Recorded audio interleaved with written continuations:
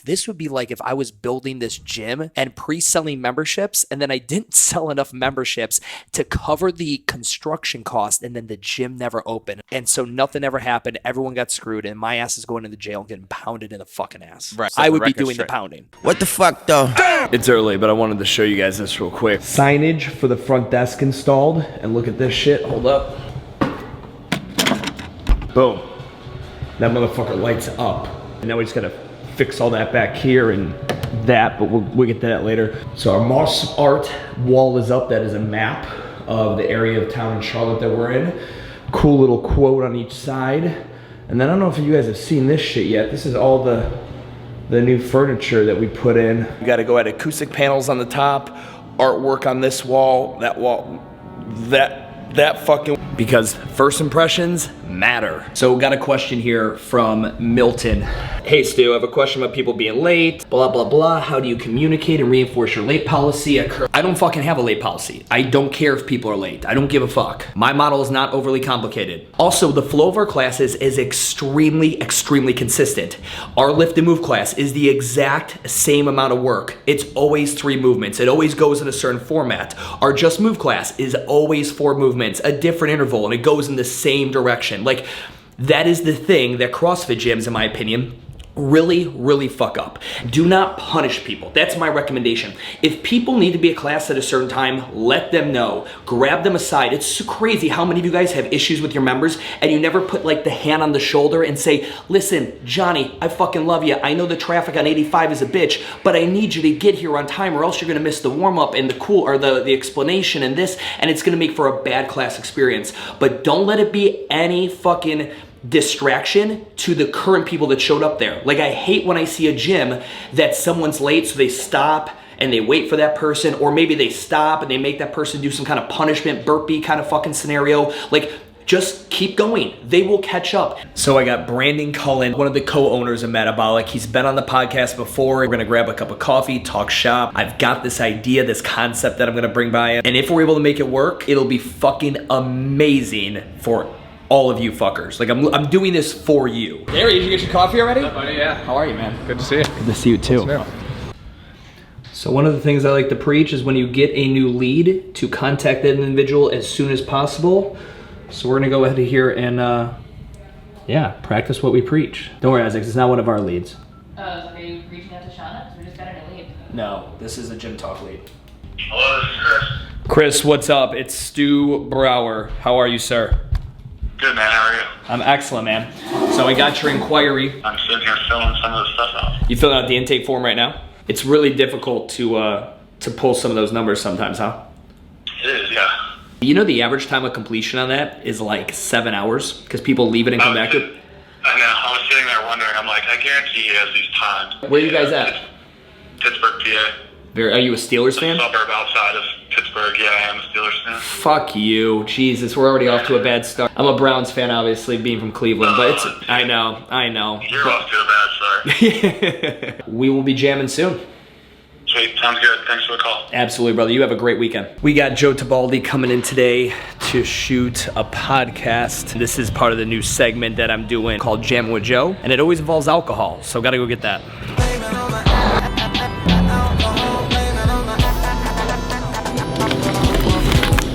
I'm just joking. Way classier than that. We'd at least get PBR.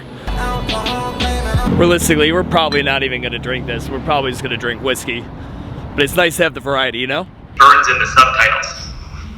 And I've read a couple. My question for you is there a way to do all of this without being fancy with Adobe Premiere and Final Cut Pro and all that stuff? Because there's no gym owner out there that's going to be able to sit there and spend an hour and a half on a 1-minute video. They just won't get the ROI on it. For an owner who's completely clueless on video editing, use InShot, the app.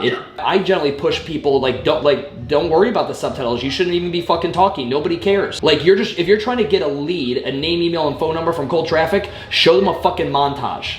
Don't even, with music in the background. If you're then doing I think subtitles and stuff like that are better for when you currently have your members and you want to tell a story how Sally now has a muscle up because she bought 10 PT sessions with Coach John and now she has her muscle up. I think that story, because they will listen to it and watch it because it's about you and Sally, who they already know. to me, I want to really teach the industry, here's how to do organic marketing really well. And I look at a lot like, you know, when I was growing What the Fuck Gym Talk, man, because of the swearing, I couldn't run ads of any of my videos. It all had to be organic. I'm waiting for the day a microgym literally comes up with a fucking daily vlog, like Casey Neistat style, or fucking, you know, David Dobrik, and like they make their gym a show, like a 5-minute show every other day, you know, about the coaches and I mean, how many gyms have characters as clients, like people who are fucking funny?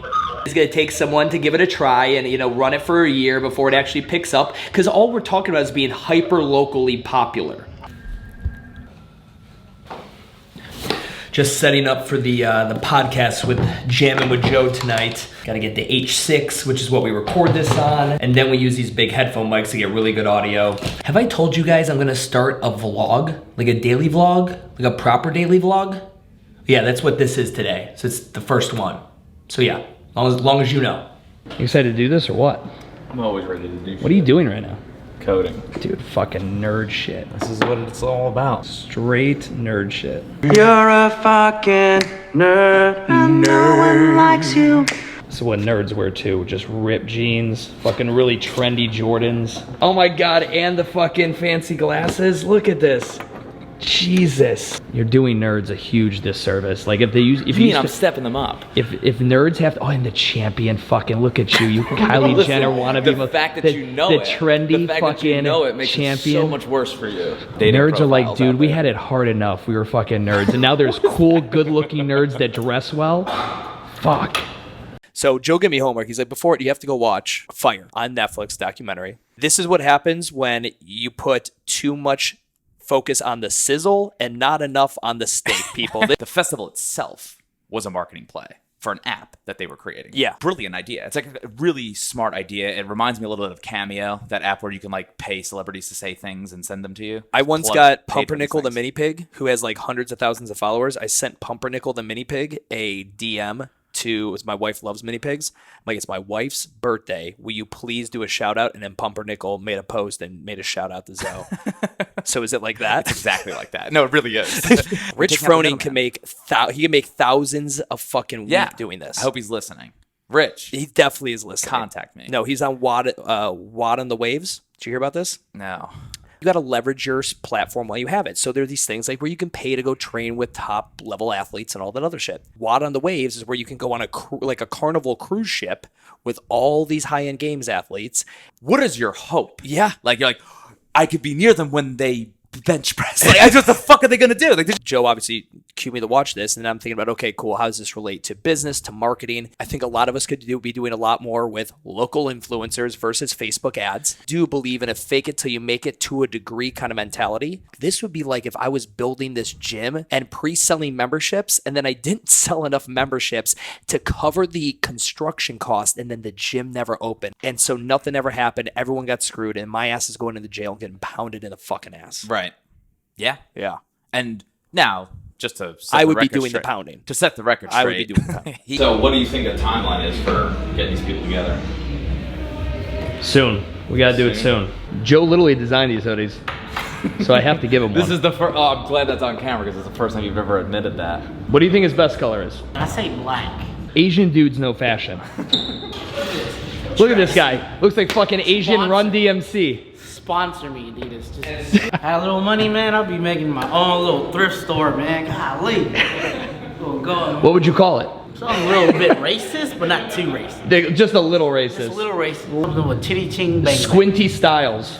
Ooh, slanty style. Slanty Ooh. Styles. I'm gonna go be a daddy. I'll see ya. And that's a fucking wrap.